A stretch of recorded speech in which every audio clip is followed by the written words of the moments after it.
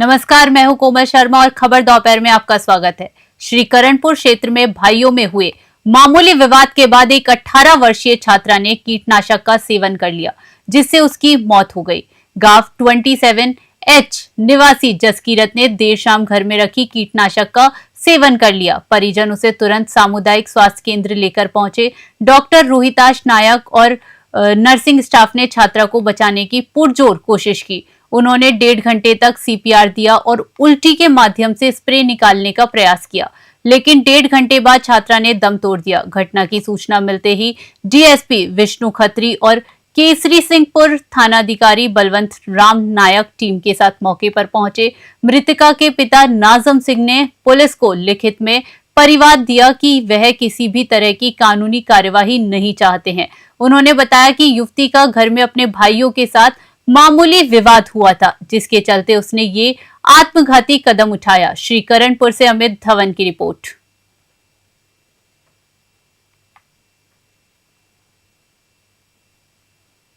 अलवर जिले की कोतवाली थाना क्षेत्र के मेहताब सिंह का नोहरा में शुक्रवार सुबह एक हृदय विदारक घटना सामने आई, जहां कलेक्ट्रेट में रिटायर्ड जमादार की 79 वर्षीय पत्नी आशा देवी की जहरीली दवा पी लेने से मौत हो गई।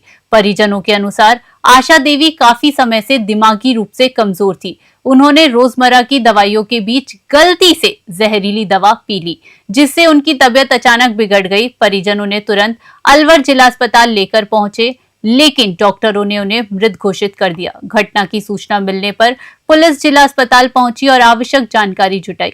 मृतिका के पोते मोहित सहित परिवार ने शव का पोस्टमार्टम कराने से साफ इनकार कर दिया है। परिजनों ने इसे पूरी तरह एक दुर्भाग्यपूर्ण हादसा बताया और बिना पोस्टमार्टम के शव लेकर अंतिम संस्कार करने का निवेदन किया। अलवर से प्रदीप गोयल की रिपोर्ट। आशा देवी उम्र कितनी? उम्र 80 साल है। क्या घटना हुई थी? घटना दवाई खा ली थी गलत, उस वजह से बीपी शुगर। बीमारी क्या थी? बीमारी कुछ भी नहीं थी, थोड़ी स्थिति दिमाग से थोड़े से मतलब अवस्था के बाद एक जो हो जाता है थोड़ा बहुत। कब की बात है? सुबह की बात। तो फिर आपने क्या किया? हम अस्पताल ले आए सीधा। डॉक्टर फिर यहाँ पे थोड़ी देर आधा एक घंटा उन्होंने कोशिश की, पर कहाँ की रहने वाली? मेहताब सिंह का नाम। उनके पति क्या करते हैं? पति रिटायर है कलेक्ट्रेट से। कलेक्ट्रेट से? तो गलत दवाई कौन सी खाली, कुछ पता लगा? अभी तो कुछ नहीं पता। शुगर की पेशेंट थी? हाँ, शुगर बीपी दोनों थी। मानसिक स्थिति ठीक थी? हाँ जी, थोड़ी। आपका नाम? मोहित। पल्स पोलियो दिवस के अवसर पर शुक्रवार को अलवर में शिशु अस्पताल से एक जागरूकता रैली का आयोजन किया गया। CMHO विभाग की RCHO डॉक्टर मंजू शर्मा ने हरी झंडी दिखाकर रैली को रवाना किया। डॉक्टर मंजू शर्मा ने बताया कि पोलियो उन्मूलन के लक्ष्य को मजबूत करने और आमजन में जागरूकता फैलाने के लिए ये रैली बेहद महत्वपूर्ण है। रैली शिशु अस्पताल से नगली सर्किल तक गई, जिसमें स्वास्थ्य विभाग के कर्मियों, आशा और आंगनवाड़ी कार्यकर्ताओं के साथ साथ नर्सिंग विद्यार्थियों ने भी भाग लिया। प्रतिभागियों ने स्लोगन लिखी तख्तियां लेकर 2 बूंद जिंदगी के महत्व का संदेश दिया। अलवर से प्रदीप गोयल की रिपोर्ट।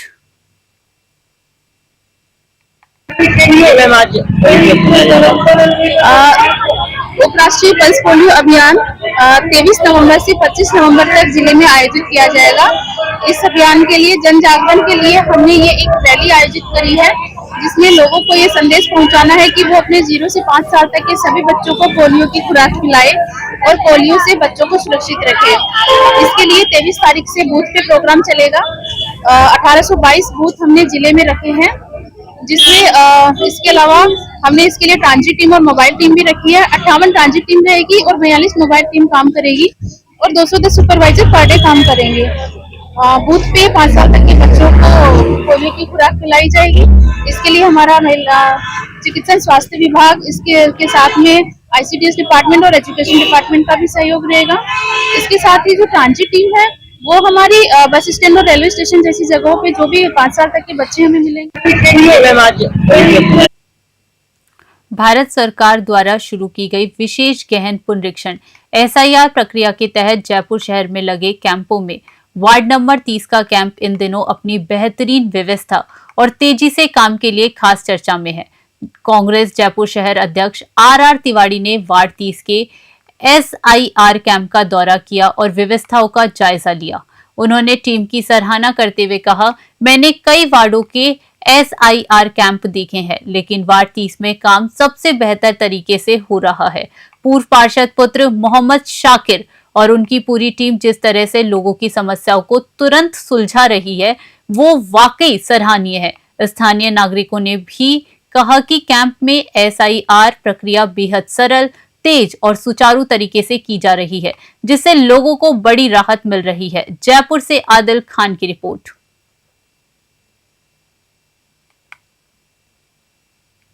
अलवर जिले में कृषि उत्पादन बढ़ाने की होड़ में अब मिट्टी की प्राकृतिक उर्वरा क्षमता को गंभीर रूप से नुकसान पहुंचाया है।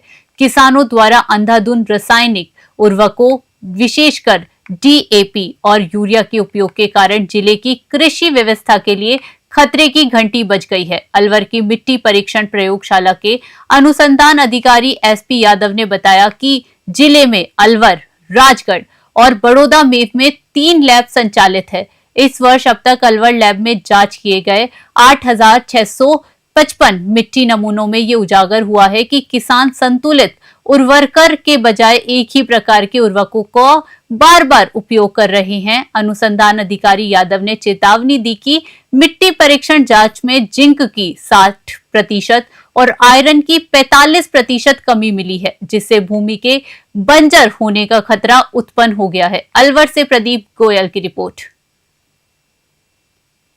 लैब अपनी लैब में करवाते हैं मिट्टी परीक्षण।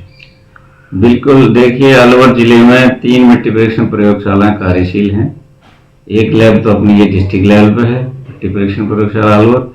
एक राजगढ़ जो उपखंड है हमारा एग्रीकल्चर का, उसमें अपने जो सहायक निदेशक कार्यालय उसी परिसर में है, और एक बड़ौदा में वो 2 लैब हैं, वो ब्लॉक स्तरीय हैं, ये जिला स्तरीय लैब है।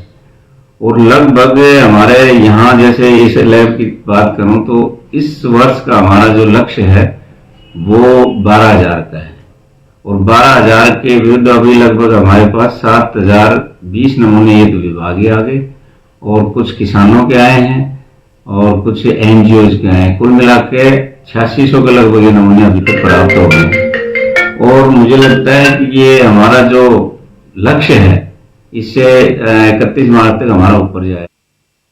ब्यावर विधायक और उनके पुत्र के विरुद्ध सोशल मीडिया प्लेटफॉर्म्स पर लगातार मानहानिकारक और भ्रामक शब्दों का प्रयोग करने के मामले में न्यायालय ने सख्त रुख अपनाया है। गौरतलब है कि अभियुक्त फर्नीश सोनी पिछले काफी समय से अपनी मानहानि तरीके से ब्यावर विधायक महोदय और उनके पुत्र बलवीर सिंह के लिए व्हाट्सएप, फेसबुक और इंस्टाग्राम पर भ्रामक और मानहानिकारक लेख लिखकर उनकी प्रतिष्ठा को धूमिल करने का प्रयास कर रहा था।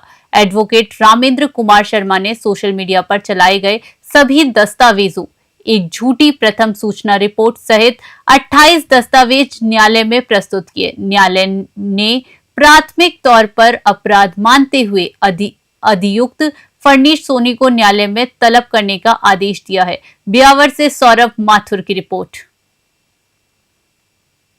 ऐसा है कि फर्नीश कुमार सोनी जो लगातार अनर्गल टिप्पणियां सोशल मीडिया, फेसबुक और व्हाट्सएप, इंस्टाग्राम पे जो कर रहा था, उसके इन पोस्ट से आहत होकर ब्यावर विधायक शंकर सिंह जी के सुपुत्र बलवीर सिंह जी ने माननीय न्यायालय श्रीमान अतिरिक्त मुख्य न्यायिक मजिस्ट्रेट संख्या 2 के समक्ष एक परिवार अंतर्गत धारा 356 सब क्लॉज 3 BNS के तहत प्रस्तुत किया था। उसमें शंकर सिंह जी के सुपुत्र की तरफ से करीबन 27 दस्तावेज न्यायालय के समक्ष प्रस्तुत किए, जिनमें झूठी FIR दर्ज कराना, FIR दर्ज कराने के बाद उनके नाम को वापस निकलाने के लिए लिख के देना फर्नीश कुमार सोनी के द्वारा, और उन पर अनर्गल आरोप लगाने, जैसे व्हाट्सएप, फेसबुक, इंस्टाग्राम की पोस्ट जो अलग अलग रूप में प्रसारित कर इनकी प्रतिष्ठा को धूमिल करने का जो प्रयास फर्नीश के द्वारा। अलवर जिले में शुक्रवार सुबह 2 अलग अलग हादसों में एक 60 वर्षीय बुजुर्ग और एक 3 साल की मासूम बच्ची गंभीर रूप से झुलस गए। दोनों का उपचार अलवर जिला अस्पताल में जारी है।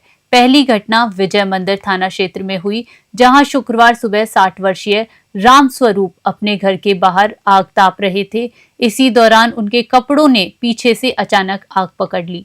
दूसरी घटना नगर थाना क्षेत्र में हुई, जहां 3 वर्षीय मासूम सना घर के आंगन में खेल रही थी। पास ही खेल रहे एक अन्य बच्चे ने गलती से जल रही आग में देसी बम जैसे पटाखे को डाल दिया। बम फटते ही चिंगारी सीधे सना के चेहरे पर आकर लगी। ये दोनों घटनाएं लापरवाही से हुए हादसों की ओर इशारा करती हैं।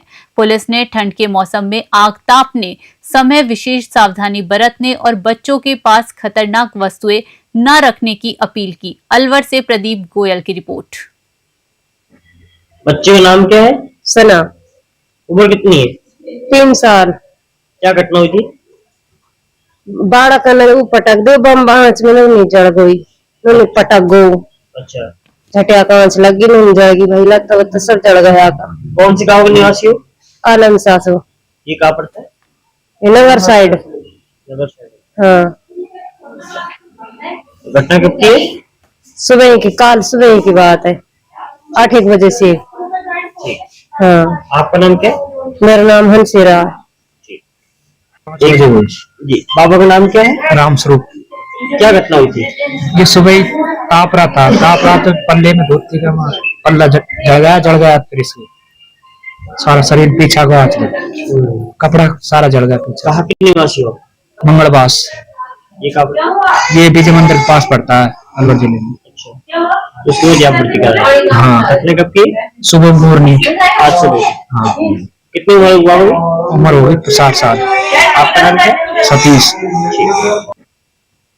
राजस्थान ओबीसी आयोग का संभाग स्तरीय जनसंवाद एवं परिचर्चा कार्यक्रम जिला परिषद सभागार में आयोजित किया गया। कार्यक्रम की अध्यक्षता आयोग के अध्यक्ष सेवानिवृत्त न्यायाधीश मदन लाल भाटी ने की। उनके साथ आयोग सदस्य गोपाल कृष्ण, प्रोफेसर राजीव सक्सेना, मोहन मोरवाल, पवन मंडाविया तथा सचिव सलाहकार अशोक कुमार जैन भी उपस्थित रहे। संभाग के विभिन्न जिलों से आए समाजों के प्रतिनिधियों ने आयोग के समक्ष ज्ञापन सौंपे। प्रतिनिधियों ने सामाजिक उत्थान, ओबीसी को राजनीतिक प्रतिनिधित्व, महिला प्रतिनिधित्व आदि महत्वपूर्ण मुद्दों पर अपनी बात रखी। उदयपुर से ब्यूरो रिपोर्ट।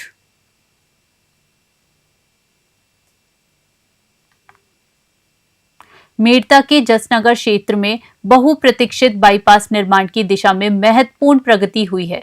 विधायक लक्ष्मण राम कलरू और सार्वजनिक निर्माण विभाग पीडब्ल्यूडी नागौर के अधीक्षण अभियंता एसी बस्ती राम डिडेन ने प्रस्तावित बाईपास मार्ग का स्थल निरीक्षण किया और कार्य को गति देने के निर्देश दिए। विधायक कलरू के सतत प्रयासों से पिछले बजट में मुख्यमंत्री भजनलाल शर्मा और उप मुख्यमंत्री दिया कुमारी द्वारा इस बाईपास के लिए 22 करोड़ रुपए की स्वीकृति प्रदान की गई थी।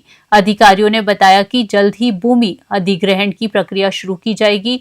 इस बाईपास के निर्माण से जसनगर मुख्य बस स्टैंड पर लगने वाले भारी यातायात जाम से आमजन को स्थायी राहत मिलेगी। साथ ही जसनगर और आसपास के करीब 50 गांवों को भी सीधा लाभ पहुंचेगा, जिससे क्षेत्र में विकास की नई संभावनाएं खुलेंगी। मेड़ता सिटी से सुशील दिवाकर की रिपोर्ट। अभी के लिए बुलेटिन में इतना ही। बने रहिए न्यूज़ 21 पे। नमस्कार।